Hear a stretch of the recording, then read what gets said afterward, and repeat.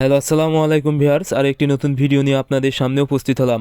আজকের ভিডিওতে মূলত আমি আলোচনা করব আপনারা যারা শখ করে ডিম দেওয়া মুরগি বাসা বাড়িতে পালন করেন, এই মুরগিকে সুস্থ রাখতে কম খরচে বা প্রাকৃতিকভাবে কিভাবে সুস্থ রাখবেন, আর হচ্ছে যদি কোনোভাবে মুরগি অসুস্থ হয় সেক্ষেত্রে সুস্থ করতে কি করণীয়।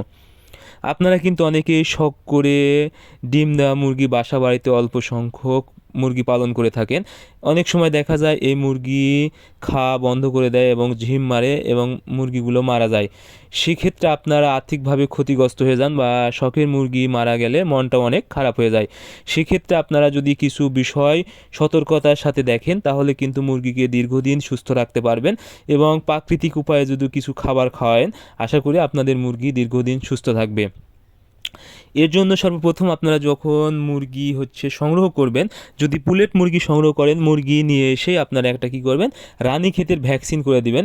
এই ভ্যাকসিন রানীক্ষেতে যদি অল্প সংখ্যক মুরগি হয় তাহলে 100 ডোজের ভ্যাকসিন আপনারা পেয়ে যাবেন মাত্র 30 থেকে 40 টাকা দাম লাগবে।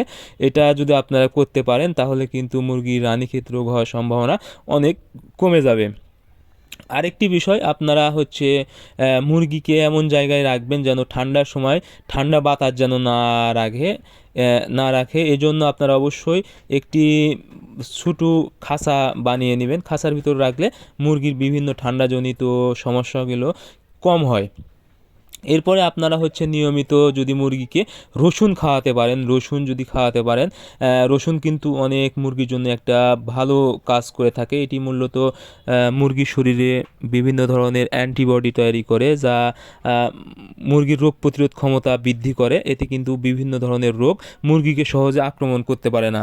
এরপরে আপনারা অবশ্যই নিয়মিত কালো জিরা দিবেন। কালো জিরা কিন্তু মুরগির যে কোনো ঠান্ডাজনিত সমস্যা, যেমন সর্দি, মাইকোপ্লাজমা বা এর ঠান্ডা জাতীয় যে কোনো সমস্যা কিন্তু দূর করে দেয়। এতে কিন্তু মুরগি দীর্ঘদিন সুস্থ থাকে। আর আপনারা অবশ্যই আদার রসও খাওয়াতে পারেন, এটাও কিন্তু মুরগির রোগ প্রতিরোধ ক্ষমতা বৃদ্ধি করে।